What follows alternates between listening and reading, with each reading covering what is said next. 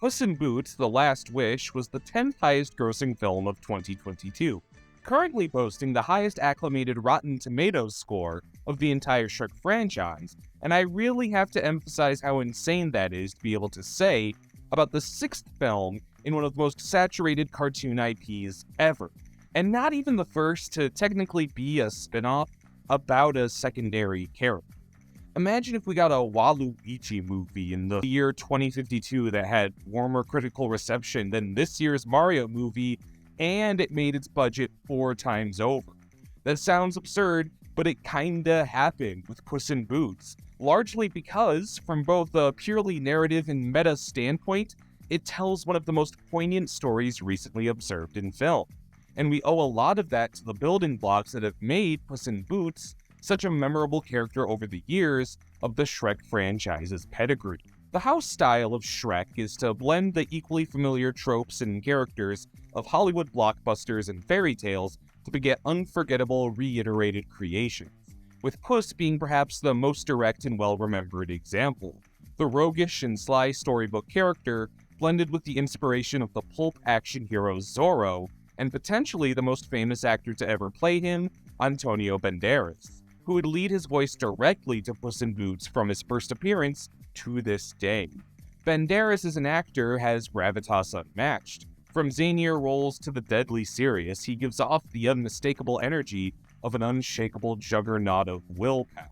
The last person you want to mess with, which translates well to the over-the-top competence of Puss in Boots, whose shtick in Shrek 2 is to create tension with his worldly charm and absurd capability as an adventurer. These are Puss's chief traits, but largely played for laughs, if not Donkey's story arc regarding moving past his own inferiority complex. These machismo characteristics aren't explored thoroughly in their own right until Puss in Boots: The Last Wish, where fans and reviewers welcome the story told of how Puss's devil-may-care antics clash with his own mortality open armed. What I feel is not discussed as frequently, however, is how Puss in Boots wears the Shrek franchise's meta elements in a way that addresses the shelf life of such a concept as a series of animated films that have existed for upwards of 2 decades, and of similarly heroic characters.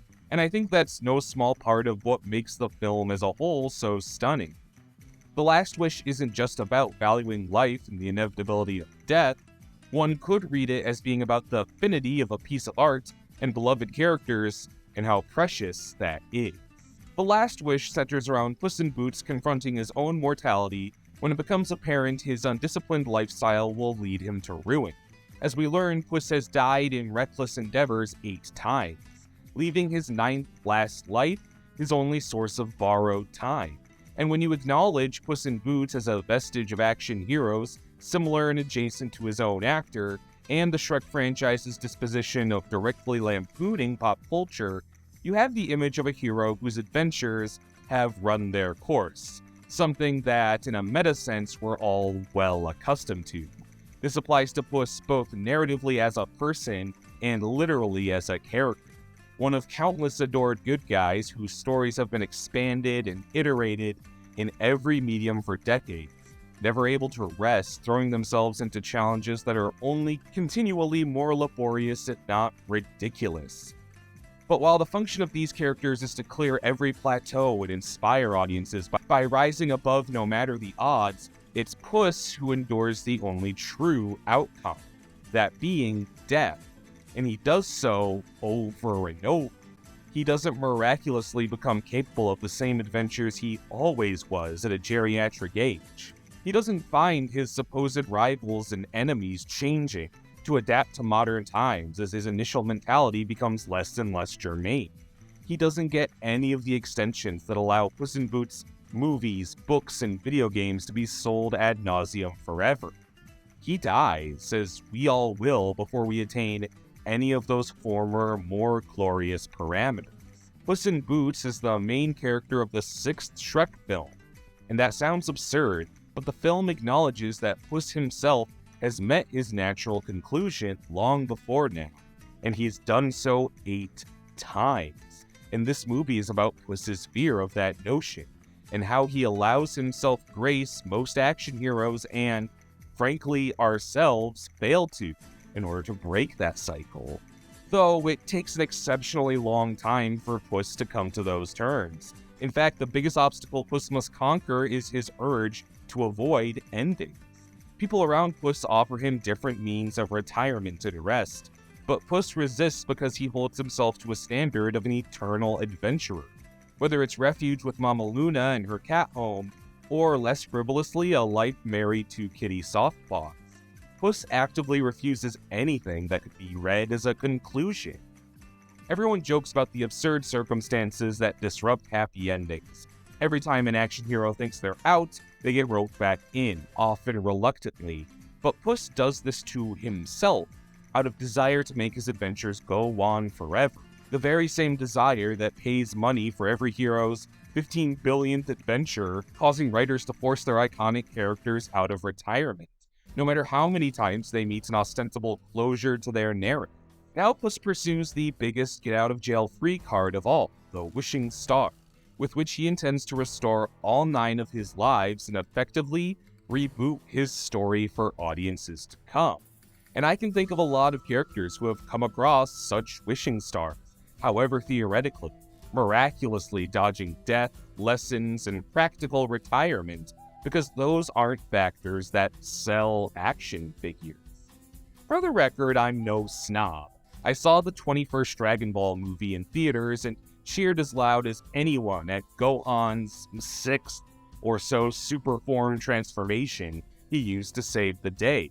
We've all enjoyed seeing our heroes fall down 100 times and get up 101. But the fact that this isn't at all what The Last Wish is about is a big thing that enraptured audiences so thoroughly. It's not about Puss restoring his vigor for continuous sequels and adventures. It's about appreciating and growing within the adventure at hand. While The Last Wish is an exciting journey with cool scenery and fight scenes, it's not a story where Puss wins by training his special moves or mastering a new weapon. He has to learn very practical interpersonal skills and lessons. Puss, who has prided himself on soloing dangerous adventures, realizes he can't do it all alone. When the map to the Wishing Star unveils magic properties that change the physical terrain of the path to match the mentality of the person holding it, Puss must relinquish control of the adventure when Purrito's optimistic worldview creates the only path that the heroes had any chance of surviving. This is Puss literally foregoing a more dangerous and arguably more exciting adventure to embrace something cooperative and peaceful, which kind of perfectly sums up his entire arc here. He has to shed the notion of doing the risky thing for the sake of it, because he realizes what's at stake is worth more than looking cool and carrying on a vainglorious reputation. Puss would do this again, albeit in a more interpersonal display, when he endures an anxious episode in the film's lauded panic attack scene. It's here that Puss's stubborn need to be a hero at all times finally breaks, and it's not indomitable courage or an absurd stunt that saves Puss, it's the support of a friend, as Purrito's skills as a therapy dog provides Puss warmth and support he needs in that moment to carry on. And while I love long-running characters like Luffy, James Bond, and Mario, I don't know if we ever see their seemingly endless adventures have chipped away at their willpower in a way we've all experienced, and been placed in a breakdown so clinical and authentic, in a way that lets its audience know it's okay to be afraid of the villain, and even accept that one day you will lose, and your adventure will end. And considering other notable heroes have danced with this idea before to huge rejection on part of audiences, applying such ideas of organic change and mortality to Puss in Boots was a wildly ambitious risk, and the uproarious acceptance of the story in response to that fact speaks for itself. These themes of accepting conclusion versus the desire to burn on is further exemplified by the antagonists Puss faces along his journey. I've drawn many parallels between Puss's headstrong, continuous, and disastrous adventures as those created out of obligation, if not greed, by writers and executives exploiting a fictional character past their prime. And this maximalist modus operandi is personified by Big Jack Horner, the insanely rich venture capitalist who collects magical creatures, tools, and characters the way a child would hoard toys, or the way a corporation would hoard IPs to recycle and utilize for their own gain. Hint, hint. While Puss learns gratitude and cooperation over his adventure, Jack knows nothing of these notions, other than the immediate payday he can get by consuming the use of his surroundings, all for an end goal of solitary and unbound power, for sake of no real gain outside of his own sick gratification. All bared in mind, Big Jack is the worst-case scenario for Puss should he fail to understand serenity and moderation.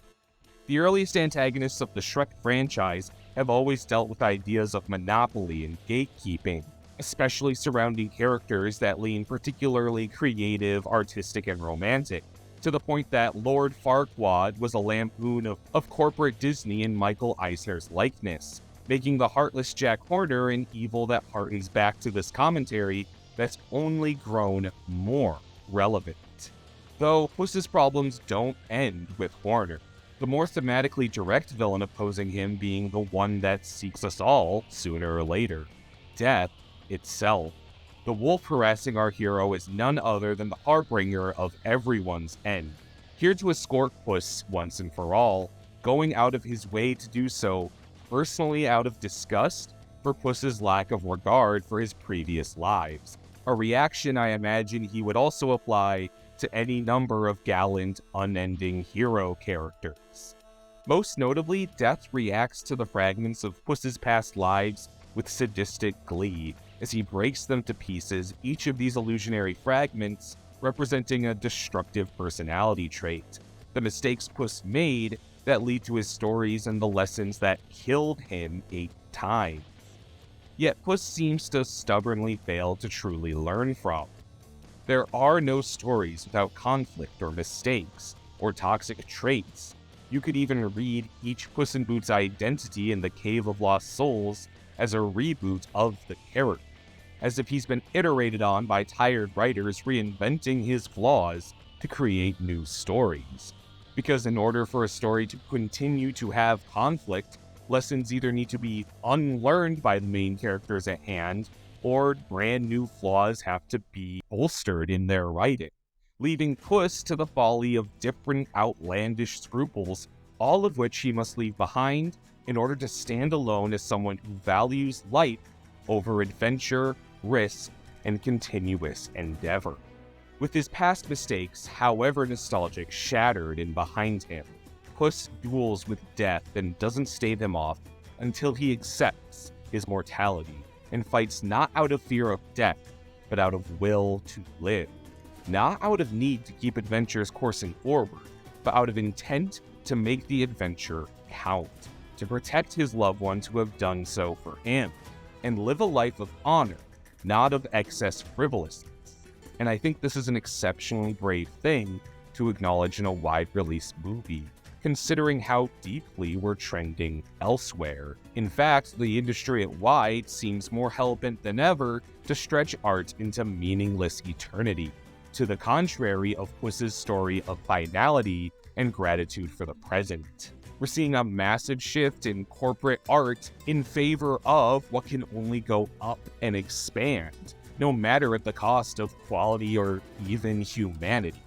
AI technology is a tool many see as a potential key for infinite content, the infamous AI Seinfeld generator being a prototype for an untapped and untimely, ill-fated notion of a series that creates itself for you to watch whenever you're ready, constantly feeding its own data into itself to fashion an Ouroboros of perpetual sitcom script.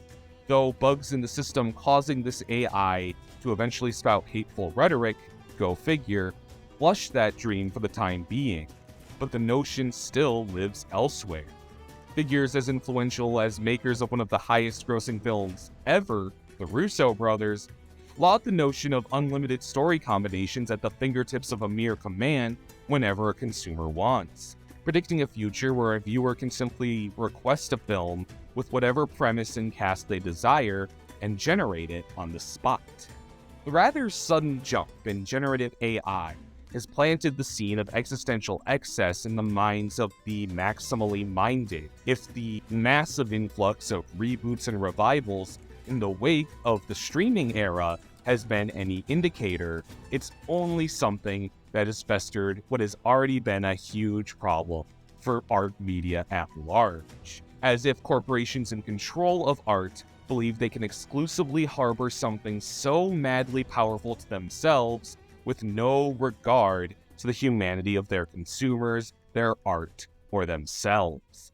And the story of Puss in Boots: The Last Wish doesn't just disagree with that notion, it shatters it. Puss only realizes his story is worthwhile because it has an end.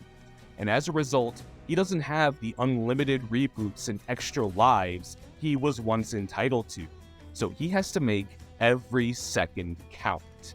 A mentality that extends to every painterly stroke of this film, to the willpower of the artists who worked on it, who were blood and flesh humans, not AI computers, and in short, is why Puss in Boots: The Last Wish is a masterpiece.